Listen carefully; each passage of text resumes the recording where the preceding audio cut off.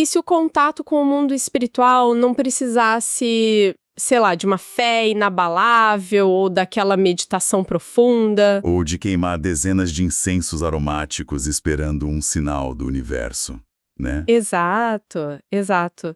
E se na verdade o que você mais precisasse fosse um diploma em direito contratual corporativo e uma compreensão bem avançada de segurança de redes? É uma quebra de expectativa brutal, na real. Porque a forma como a cultura pop e até muitas tradições místicas ensinam a gente a ver o ocultismo é muito diferente disso. Muito mais poética, eu diria. Sim, tipo uma coisa etérea, fluida, cheia de metáforas, onde a pessoa pede com toda a gentileza do mundo por uma visão. Exige-se quase uma postura de submissão ali, uma desculpa por estar incomodando as forças cósmicas, sabe? Mas hoje, na nossa análise detalhada, nossa investigação vai para um caminho completamente oposto. Nós vamos mergulhar num texto ritualístico que é incrivelmente específico, Muito específico mesmo. chamado Oráculo de Exu. E a autoria é de uma figura identificada como Mago Antares.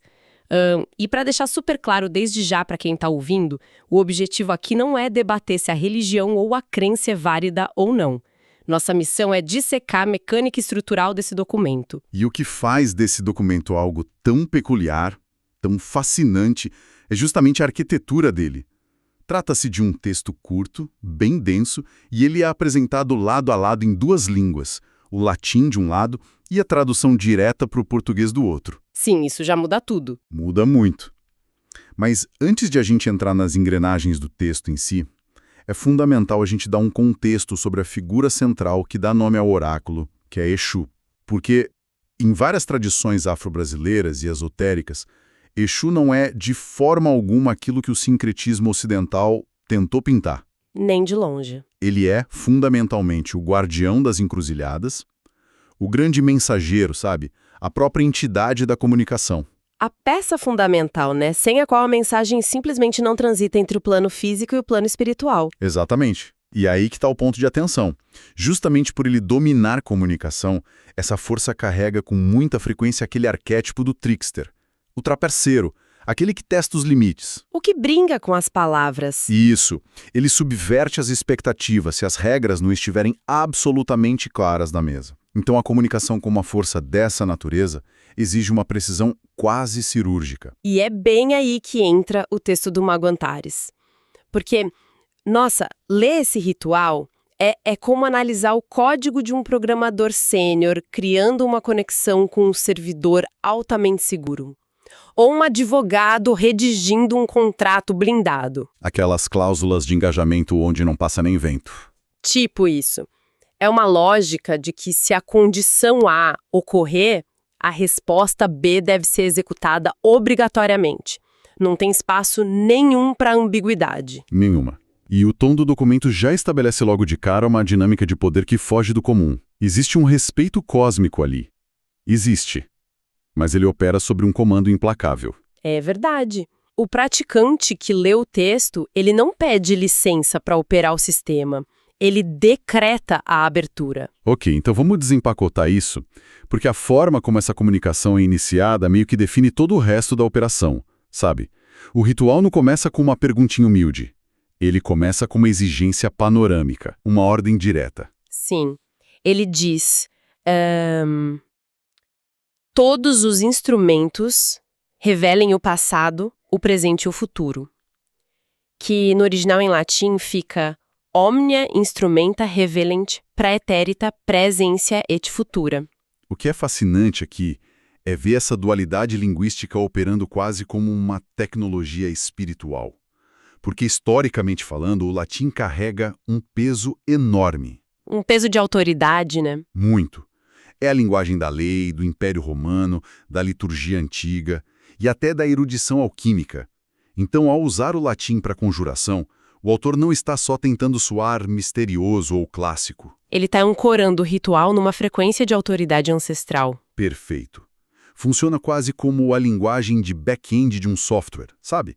Aquele código profundo que só a máquina entende. E o português? O português atua como o front-end, a interface de usuário mesmo, garantindo que a intenção consciente de quem está lendo fique clara. É, na prática, um sistema de autenticação de 2 fatores. Nossa, genial essa comparação. Mas olha o tamanho da rede que o autor decide acessar logo no primeiro momento. O texto saúda o universo de uma forma assustadoramente abrangente. Ele diz uno e total, singular e coletivo, e depois saúda os espíritos conectados ao praticante direta ou indiretamente. É um escopo absurdo. Sim. E por fim, convoca todos os espíritos aqui, aí e em toda parte. Hic, ibi e ubique. Eu preciso fazer um contraponto rápido aqui, porque ao tentar mapear e saudar literalmente todas as dimensões de existência de uma só vez, o praticante não corre o risco de sobrecarregar o próprio ritual? Como assim? Que abrir as portas para tudo e todos em toda parte parece o equivalente espiritual de sofrer um ataque de negação de serviço, um ataque DDoS no próprio cérebro da pessoa. Ah, entendi. Seria um risco gigantesco se a gente interpretasse isso como um convite aberto. Mas a linguagem que ele usa não é de convite, é de jurisdição. Ah, tá. Voltando para aquela nossa analogia de redes de computadores, o praticante não está deixando as portas do servidor escancaradas para qualquer um entrar. Ele está rodando um comando de rastreamento na rede inteira. Um mapeamento completo. Isso. Ele está reconhecendo todos os nós locais, as redes de longa distância, os roteadores que estão invisíveis. Ao dizer esse ic, ibi, et ubique, ele neutraliza totalmente o elemento surpresa. A mensagem implícita é: eu vejo o tabuleiro inteiro. Ninguém pode se esconder. Exato. Nenhuma entidade oculta ali pelas margens pode alegar ignorância sobre as regras que vão ser estabelecidas logo em seguida. Nossa, isso muda tudo. É literalmente mapear o território antes de instalar a base de operações. E logo depois dessa varredura colossal, ele muda a marcha de um jeito muito brusco. Bem brusco. A fonte diz assim: declaro aberto o oráculo de Exu. Respondam os espíritos e entidades sem demora e sem engano, sine mora e sine falácia. E o que me intriga demais é essa cláusula de urgência, o tal do sem demora. Por que a pressa? É uma ótima pergunta. A impressão que me dá é que, se um mago Antares não colocasse um cronômetro ali na mesa, as entidades fariam de absolutamente tudo para procrastinar ou evitar a comunicação. E fariam mesmo. A literatura do ocultismo clássico descreve o plano espiritual com frequência como um ambiente atemporal, sabe? Um oceano de fluidez pura, onde esse tempo linear humano que a gente vive não significa absolutamente nada. Tudo acontece ao mesmo tempo, de certa forma? Sim. Então, ao exigir uma resposta sine mora, ou seja, sem demora, o praticante está forçando a fluidez desse plano espiritual a se curvar à métrica de tempo do nosso plano físico. É um choque de realidade para eles. Uma imposição de regras. A regra é clara. Nesta interação específica, nós operamos no meu relógio, debaixo das leis da física linear. É forçar a operação para o próprio fuso horário. Porque se essa imposição não acontece, a resposta poderia vir na forma de, sei lá, uns sonhos confusos daqui a uns 3 meses. Ou metáforas intermináveis que não servem para nada na hora da urgência, né? Exatamente. E essa imposição de obediência imediata joga a gente direto para o núcleo do ritual. As regras draconianas sobre a qualidade da informação que o oráculo vai extrair. Esse é o momento em que o nível de detalhe parece até uma auditoria corporativa investigando uma fraude gigante. Sim, e aqui é que a coisa fica realmente interessante. O autor não diz apenas, me tragam a verdade sobre o que está rolando. Ele fragmenta a visão exigida com uma precisão forense. O texto exige ver lugares, coisas, pensamentos, sentimentos e ações. Ele lista essas categorias de um jeito completamente separado. O que é brilhante do ponto de vista investigativo. Muito brilhante. Ele está fechando ativamente todas as brechas por onde uma entidade com esse perfil de trickster poderia entregar uma meia-verdade, sabe? Com certeza. E essa separação entre ações, pensamentos e sentimentos é o verdadeiro pulo do gato desse documento. Vamos imaginar um cenário bem prático, para ilustrar. Vamos lá. Se a ordem fosse apenas para revelar os fatos objetivos, ou seja, as ações, o oráculo poderia muito bem mostrar uma pessoa apertando a mão da outra, fechando o negócio. Uma imagem super positiva. Mas é uma imagem vazia se não tiver o contexto interno daquilo. Exato. Se a ação fica separada da intenção, o oráculo cumpre a regra técnica lá de não mentir. Mas ele engana feio por omissão. Porque aquele aperto de mão poderia estar carregado de muito ressentimento ou ser o primeiro passo de um golpe terrível. Verdade. Então, ao exigir que entreguem simultaneamente os sentimentos e os pensamentos ligados àquela ação, o praticante obriga o sistema todo a entregar não só o dado bruto, mas os metadados associados a ele, o pacote completo, sem desculpas. Para usar a nossa analogia da segurança cibernética de novo, é como se ele configurasse um firewall de inspeção profunda de pacotes. Isso mesmo. O sistema não olha só para o pacote de dados que está chegando, que seria a ação. Ele abre o pacote, lê o cabeçalho, verifica de onde aquilo veio, qual a intenção daquele código e como a pessoa se sentia ao enviar aquilo para a rede. Uma varredura total. Sim, e tudo isso culmina na exigência mais linha dura de todo o texto.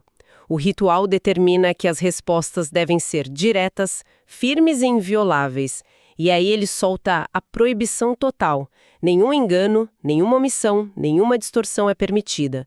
E em latim soa ainda mais pesado. Nulla fallacia, nulla omissione, nulla distorsione permittitur. Isso! Isso levanta uma questão super importante sobre a própria natureza da comunicação entre esses diferentes planos.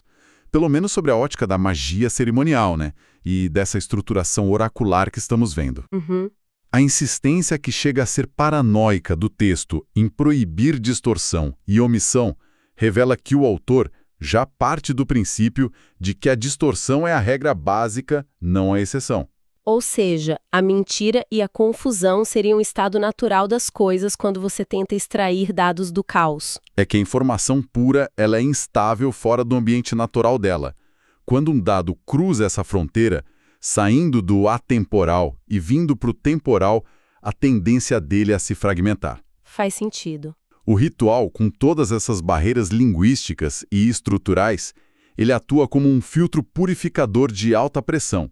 A verdade nunca vai chegar num formato limpo e linear, a menos que o contrato exija isso, sob pena de quebra da lei que foi instaurada ali. A ordem não brota do universo simplesmente. Ela é construída e mantida à força pelo praticante. Exato, mantida à força. Firewalls, de barrar as omissões, de mapear o sistema inteiro e ligar o cronômetro, o mago Antares finalmente assina a ordem. O ponto sem volta. O texto diz: eu, mago Antares, declaro estar aberto o oráculo para obter respostas sobre a vida de... E aí deixa um espaço em branco. O alvo é a transformação de um refletor que antes estava iluminando o universo inteiro em um feixe de laser focado em um único milímetro. É o clímax absoluto da operação de inteligência. A sala já foi limpa, as portas laterais foram todas trancadas, as regras de conduta lidas e aceitas pelo silêncio, e o filtro contra enganos rodando na capacidade máxima. O sistema está pronto para a extração do dado. Só que a questão é que, na grande maioria das vezes, as narrativas místicas encerram a história bem aí, né? O herói conseguiu a resposta, fim. Todo mundo feliz. Mas esse documento traz uma realidade operacional muito mais fria que isso. Muito mais. Porque uma vez que essa informação sem distorção é entregue, manter aquele canal gigante de comunicação aberto com todas as forças, o tal do aqui, aí e em toda parte, deixa de ser uma via de acesso útil e passa a ser uma vulnerabilidade crítica de segurança. Com certeza. E isso lança a gente diretamente na segunda metade do ritual, a arte do fechamento. E dá para argumentar tranquilamente que a sessão de encerramento desse oráculo exige muito mais energia e rigor do que a própria abertura. O comando é simplesmente absoluto. O oráculo deve ser fechado imediatamente e sem demora. Mais uma vez o statim et sine mora, né? Exato. É o botão de pânico. Claudatur oraculum esso. E a ordem de dispersão que vem a seguir não tem um pingo de cortesia. O texto determina: todos os espíritos e entidades retornem aos seus devidos lugares, e então vem uma tolerância zero que é até assustadora. Nenhuma presença permaneça aqui, nenhuma força permaneça aqui.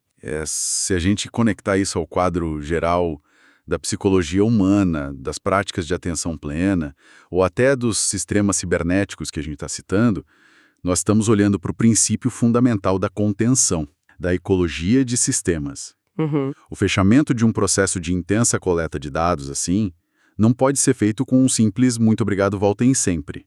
Sabe, o texto do ritual não deixa margem para nenhuma interpretação. Ele fala, toda conexão seja desfeita, todo vínculo seja rompido. Hominis connexio dissolvator, omne vinculum rompator. O contraste no tom é um verdadeiro abismo, se a gente parar para pensar. Como assim? De todos, tanto na multidão quanto na unidade, rola uma diplomacia super elegante ali, mas na hora de fechar, ele não usa o termo desatado, ele usa rompido. E isso carrega uma violência intrínseca muito forte. Ah, sim. Entendi. É a diferença entre você terminar uma festa de gala de forma polida e simplesmente às 2 da manhã acender as luzes brancas da sala, cortar o som pesado de uma vez e gritar "a festa acabou, todo mundo pra fora agora e não deixem nada pra trás". É uma ótima imagem. Essa quebra dramática de hospitalidade revela bem o caráter que é estritamente transacional da operação. Porque o objetivo de um oráculo estruturado dessa forma não é a confraternização espiritual, não é desenvolver laços de amizade com as inteligências do outro lado. É extração cirúrgica de dados e ponto final. E ponto final, pense nos cabos invisíveis que se conectam durante essa operação, ao direcionar a atenção para extrair verdades profundas de lugares, pensamentos e ações ocultas. O praticante estabeleceu ali uma ponte de mão dupla. Uma estrada que vai e vem. Isso. E se ele abandona a ponte intacta após coletar o que ele queria, essa via continua ativa. Elementos indesejados podem muito bem usar essa mesma via de acesso para invadir a rede local, a mente ou o ambiente de quem está praticando.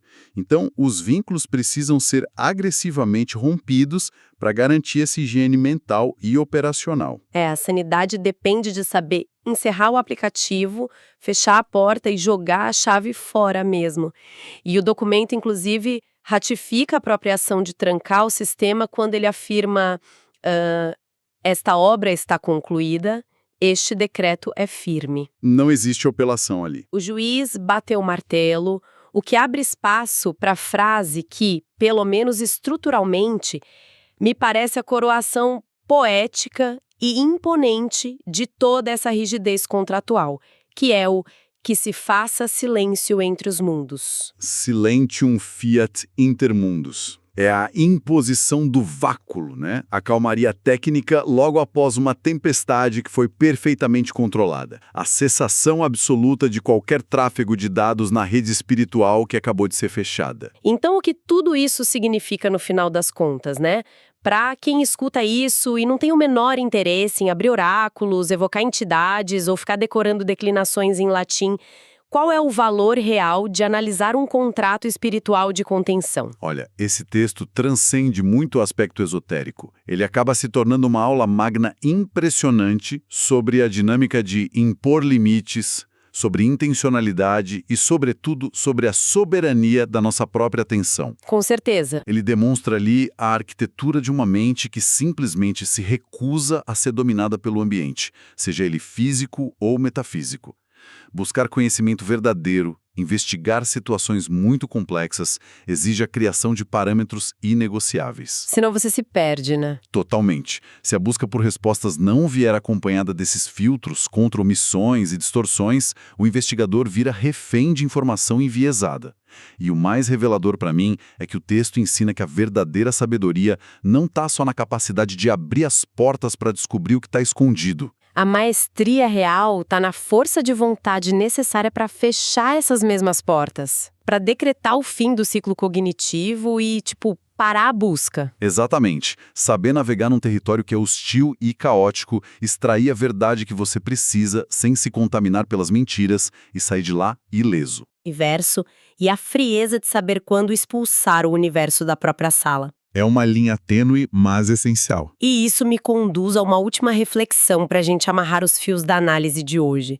Porque nós começamos essa investigação vislembrando o caos que seria o mundo espiritual se não tivessem essas regras blindadas, sabe?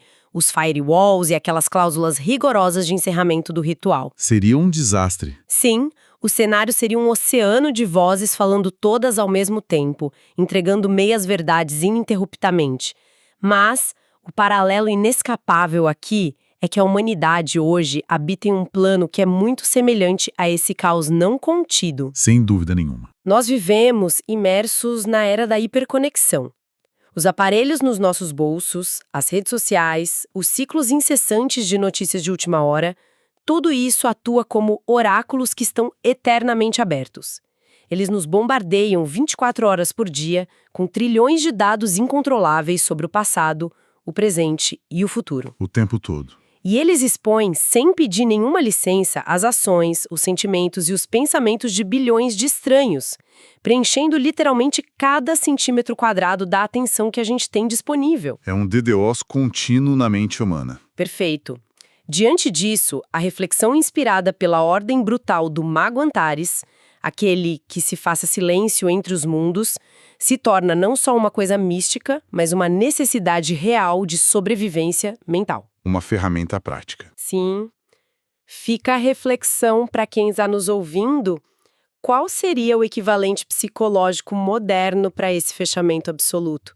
Como seria a rotina de quem decidisse, lá no fim de cada dia de sobrecarga implacável de informações, implementar um ritual interno inegociável? Um botão de pânico diário. Isso, um decreto mental capaz de desconectar os servidores, de romper todos os vínculos digitais de estresse e comparação, e ordenar com uma autoridade incontestável que nenhuma força permaneça aqui, para, no fim das contas, finalmente permitir que o verdadeiro silêncio se instale no próprio mundo interior.